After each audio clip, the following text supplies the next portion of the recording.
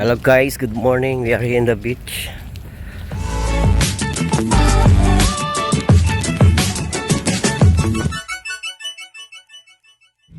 Hello guys, welcome back to my channel with Sumon. Andito kami sa beach ngayon kasi mayroon siyang swimming lesson.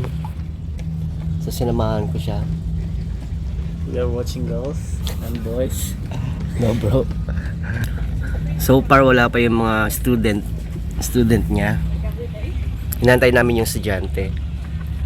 Show them this. Ha? See them. Ano? Oh, ganda dito. Tito na tito.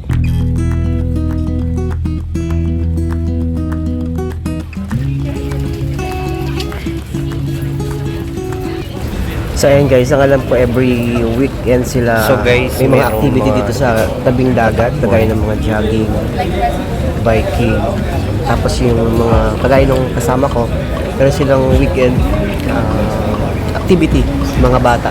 May mga kasi nagtatrabaho sa school, so meron silang activity every weekend.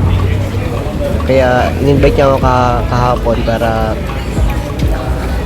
sumama at makita at makapag-video din. So, enjoy watching guys. So ayan, dumating na yung mga team niya. Nag-prepare na sila. Dumating na rin yung mga estudyante. Maghahanda na sila para sa mga equipment nila para gamitin ng mga bata.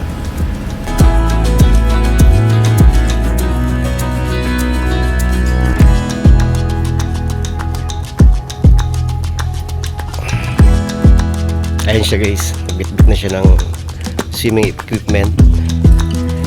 Team pala niya yun.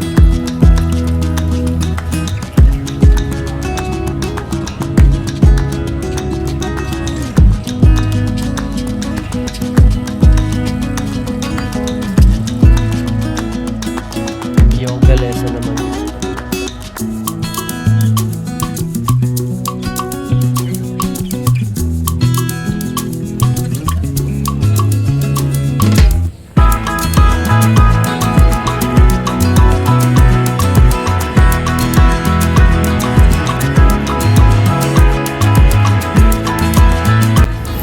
Iba't ibang mga activity ang makikita nyo dito guys sa gilid ng dagat. Ito yung tinatawag nilang kite beach.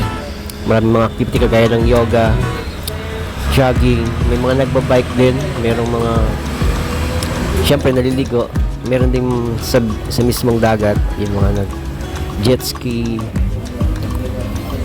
mga nagkakayak, merong mga nagkakayak dito. Kompleto sila dito.